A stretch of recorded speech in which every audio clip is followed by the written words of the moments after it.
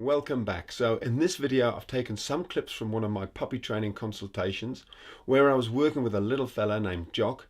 Now a lot of the time people think it's really hard to get dogs, and especially puppies, to learn a new behavior. So hopefully by the end of this you'll see that it's actually super easy when you know how. Enjoy the video.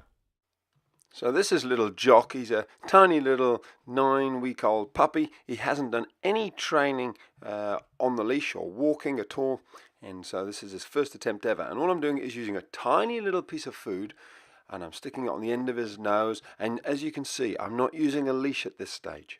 Stick it on his nose, pat our thigh, Jock, woof, good boy, good boy, good boy, good boy, good boy, good boy, good boy, good boy. So what I'm really doing is I'm motivating him with food. I'm using a high-pitched voice so he associates it with my word, and an action. So here's the hand action. Jock, woof, good boy, good boy, good boy, good. Now you may be thinking, what's that funny clucking, squawking noise I'm making? But that high-pitched voice, fast, repetitious sort of noises, it really does encourage the dog and get them moving. It really does work. Good boy, Jock, Jock, Jock, woof, woof, woof, woof, woof, good boy, good boy, good boy, good boy, good boy, good boy, good boy. So you can see him almost starting to get bored. Starting to get really excited and silly.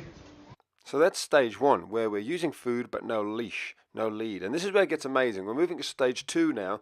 I'm just creating a very simple loop, and I'm going to pop that over his head, and before he even realizes something's on him, we're going to do exactly the same thing and he won't even notice. Oh, good boy, good boy, good boy, good boy, good boy, good boy, good boy, good boy. Treat. Now notice how short a distance I'm actually making Jock walk. It's only about 2 yards. You've got to be very sensitive with your puppy at this stage. Give them a little bit of a breather. Really use the food to tempt them along. Good boy, Jock. Very good boy. So again, I'm using loads of energy there. I'm only asking him to do a couple of yards. The worst thing you can do is keep pushing him too far until he gets a bit bored. You can see here he's got a little bit of an itch. So you just make it easy for you. Make it easy for him. And keep putting that food back on his nose. It's the food which is motivating your dog at this stage. You're needing to make it a positive experience. So, you know, if he's got a little itch like he has here again, just let him itch it out. Make it easy, and then always give him the rewards. Early on you want to be using rewards all the time, and then I'm taking the leash off because I want to quit whilst we're ahead. Now there's a bit of wind interference here, so I'll just voice over this bit. But all I'm saying is you want to take this off him before he gets stressed with the sort of leash around his neck, so that he then starts to associate with a positive look. I put it back on him and he thinks, oh, we're doing more of that great training where I get a little treat. Now this is what happens if you do too much. You see how he started to turn and bite it? That's him saying, I want to get this off me because I'm not happy. I think he's also a little bit frustrated with this itch, whatever's going on. But you could just see the start of him starting to say, I don't want to do this anymore, so let's quit whilst we're ahead. It's a really, really important point. Now, a common question I get asked regarding this sort of training is how much should we do? And a ballpark figure is lots of short little intervals. So, for example, you're much better off doing sort of 5 or 6 1-minute sort of training sessions rather than one big 10-minute session. 10 minutes is going to be way too much for a puppy of this age. And if we just run through what we did, we started off, remember, with Jock just being encouraged to follow us by patting our thigh and using food treats. So that was the first stage. Then we did the same with a leash on him. So we patted our thigh, put food right next to his nose, so the food is actually like a lure. And then the third stage was no leash, and we're just patting our thigh here. He's actually following us. The food's not right by his nose anymore. So he's really come on a long way, and they're the 3 sort of key stages really of developing a really good walk. So there you go. Hopefully that's helped you with training your puppy to walk by your side. Now here's some clips from a much larger video of Jock's training, which is inside my site. It's just some clips of him basically socializing with my dogs. This is Peanut here. And as you can see, having a little puppy learn to socialize with big dogs is not always a bad thing. In fact, it can be fantastic, especially if you've got a confident wee puppy like little Jock here. So he's going to get corrected a couple of times. He's going to be learning the rules. Basically, don't try and steal the ball from Inca.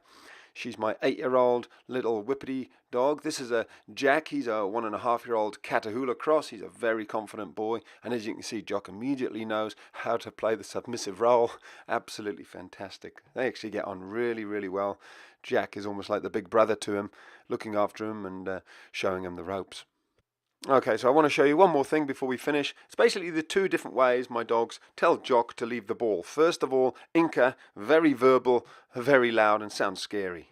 Look here. Then, Jack. nice. So let me slow this right down and zoom in. There's absolutely nothing to worry about with this dog Inca. She makes a lot of noise, but watch her teeth here. That's all she's done. She's just moved her head towards little Jock and made that very guttural growl noise, which, yes, is scary, but it's nothing. Jock gets the message. He knows it just means stay away. Training. That's being told when I'm playing with a ball, don't try and take it. You see how the big dog's a little bit more subtle, a little bit gentler. Compare that to Peanut's approach. If you watch her right paw here, it goes out into the nose of little Jock, something you wouldn't even notice unless it was pointed out. Very, very subtle. So there's just a few clips from Jock's puppy training. Do get your puppy socialized as early as possible, and you can use larger, older dogs if they're well trained and well behaved. And as you can see from little Jock, he hasn't been bothered at all by the growling that he received. There was no intention to hurt him. So remember, if your puppy gets told to stay away in that sort of manner, don't worry, don't panic. Your puppy will understand it. The last thing you want to do is overreact. Just stay calm, and as you can see, Jack's training him up, and Jock's having a great little time with him.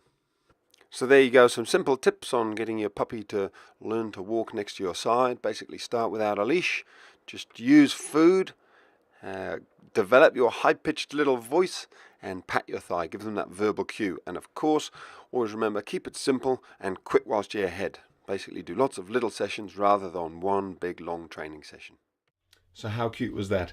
Now, if you've got a new puppy, or if you enjoyed that short clip, then you'll be very pleased to know that I've actually captured on video the raising of one of my puppies called Moses from 8 weeks of age right through to 8 months old, and I've created a complete step-by-step puppy training program called Project Moses.